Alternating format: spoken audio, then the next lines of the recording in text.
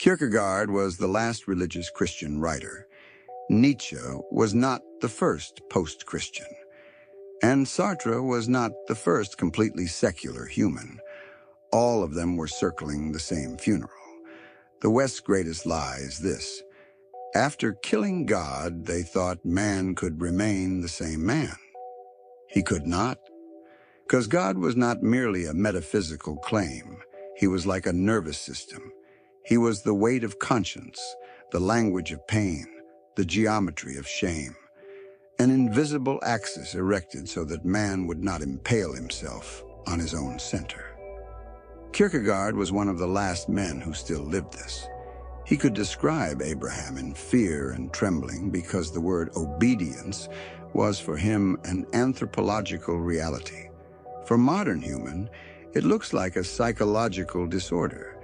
Kierkegaard could still feel the relationship between fear and the sacred, because the vein had not yet dried up.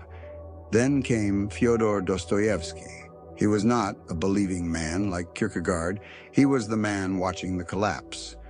Raskolnikov's problem was not law. It was not murder. It was the post-God human collapsing under his own weight. Because when man kills God, he does not become free. He becomes imprisoned inside his own mind.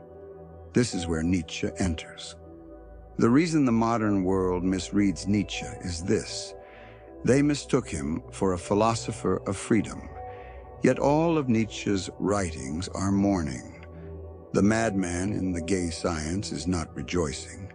He is shouting from the middle of a cemetery, because the death there is not merely the death of religion, it is the death of man's way of producing meaning.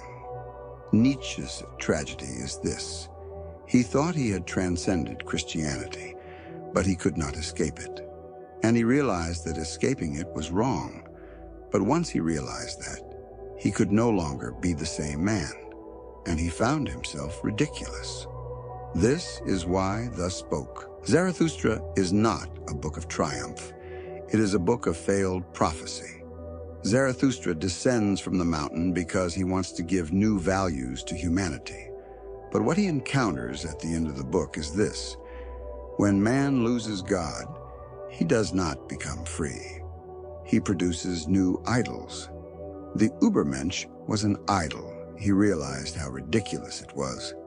Pity was arrogance, and he was in a pitiful state. Zarathustra was in no position to pity anyone. He understood this and felt relief. 20th century begins right here.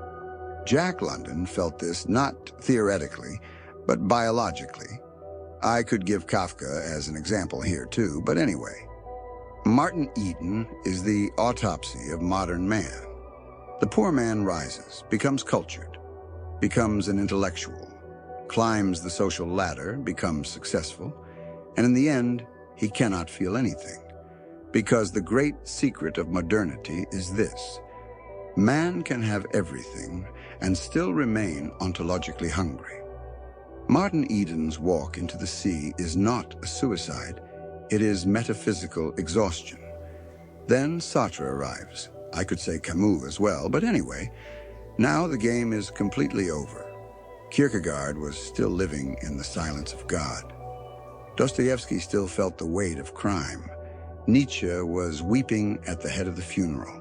Jack London felt the void. But Sartre was born into the void. This is the difference. Being and Nothingness is now the book of post-collapse human. There is no sin. There is no essence. There is no purpose. Human is only consciousness, a consciousness condemned to infinite freedom. And the modern world mistook this for liberation, but it was man closing in on himself. The greatest achievement of the Enlightenment was not defeating the church. It was making human ashamed to bow before anything greater than themselves. And when man stopped bowing, he did not become free. He became a slave to his own desires and perverted himself.